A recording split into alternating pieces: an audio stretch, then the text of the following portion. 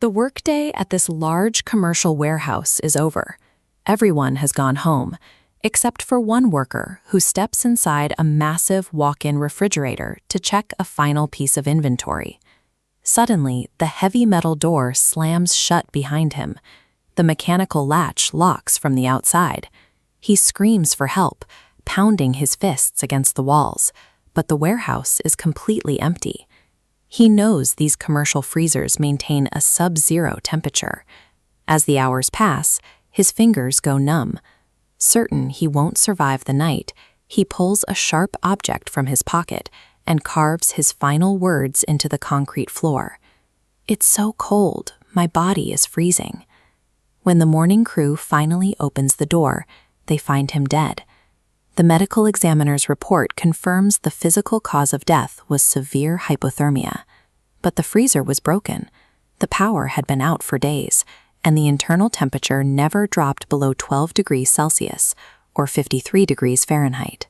A human being cannot physically freeze to death in 12-degree air. The man wasn't killed by the cold. He was killed by what medical science calls the nocebo effect. Because his brain was absolutely convinced he was trapped in a functioning freezer, it sounded a physiological alarm. His nervous system constricted his blood flow and triggered the exact physical shutdown of a body exposed to sub-zero temperatures. The environment around him was safe, but his own thoughts executed him. We look at an extreme case like that as a medical anomaly, but that exact same mental machinery is running in the background of your life right now. It is why strict diets often end with the weight coming right back, and why some people hit a career ceiling they can't seem to break through, no matter how hard they work. We operate on an invisible mental software. It constantly scans our internal beliefs and then forces our physical reality to match that picture. When you try to force a change through willpower alone, you are fighting against a fully automated biological system that is designed to keep you exactly where you are. In the mid-20th century, a plastic surgeon named Dr. Maxwell Maltz noticed a strange pattern in his clinic, leading to the concept of Psycho-Cybernetics. Dr. Maltz spent his career repairing severe facial injuries and removing large scars. You would expect that once a patient's face was restored, their confidence would naturally return. But a significant number of his patients experienced no psychological change at all. The surgeries were flawless. The physical evidence of the injury was gone. Yet these patients would sit in his office and insist they still felt ugly. Their external appearance had been fixed, but their brain held on to an invisible blueprint of a flawed person. Trying to fix your life with external changes alone is like aggressively wiping down a mirror to remove a stain that is actually on your own face. This hidden blueprint is your self-image. It usually forms during childhood, built from early successes and early failures, and the words of others. Like a circus elephant that stays tethered to a tiny wooden peg because it tried and failed to pull it out as a calf, we stay bound by limits we accepted decades ago.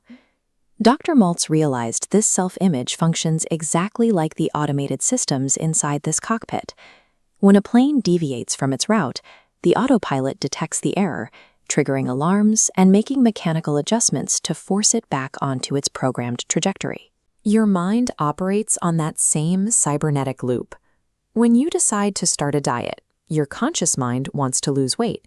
But if your subconscious self-image is programmed as an overweight person, the moment the scale drops, you drift off your internal flight path. Your brain reads that weight loss as a literal threat to your established identity. It triggers a sudden physiological panic, spiking hunger hormones and draining your energy until you eat enough to return to your programmed baseline. To see how protective this autopilot can be, consider the case of a salesman who consistently earned exactly $5,000 a year. In a poor, low-income territory, he worked relentlessly to hit that specific number.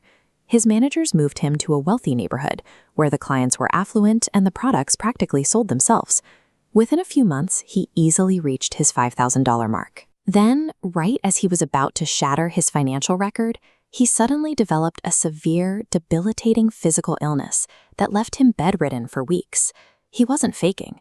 As he approached a level of success that contradicted his internal identity as a $5,000 earner, his subconscious perceived a massive threat.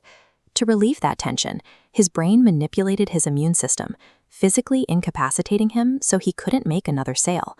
If your success contradicts the story your brain tells about you, your own body can become the primary obstacle keeping you small. If our biology is this aggressive about maintaining the status quo, are we just slaves to our own machinery? For decades, the sporting world was convinced that running a mile in under 4 minutes was a physical impossibility. This was the world Roger Bannister entered in 1954. Medical experts of the time believed the human heart would explode and lungs would tear apart if a person attempted to run that fast. The barrier wasn't just in the legs, it was in the medical consensus of the era. Bannister's solution wasn't just more physical training. He spent months on relentless visualization, vividly picturing himself crossing the finish line in under 4 minutes. He updated his mental software first. On May 6, he finished the mile in 3 minutes and 59.4 seconds. Almost immediately after Bannister broke the record, other runners began doing the same. Human physiology didn't change overnight. Humanity's collective software did. We often obsess over external results, checking the scale or our bank balance as if those numbers are the problem. It is like spraying chemicals on rotten fruit, while the roots are drinking from toxic soil. Lasting transformation doesn't happen through more willpower. It happens through the slow, conscious work of rewriting the self-image that directs your autopilot. Look at the recurring patterns in your own life. Identify the invisible financial ceiling you've built, or the childhood chain you're still respecting. The warehouse worker died because his mind was certain it was over. Bannister succeeded because he spent months convincing his mind it was possible. Your body will only go where your mind has already spent time living. Real change begins when you stop fighting your autopilot and start the work of giving it a new set of instructions.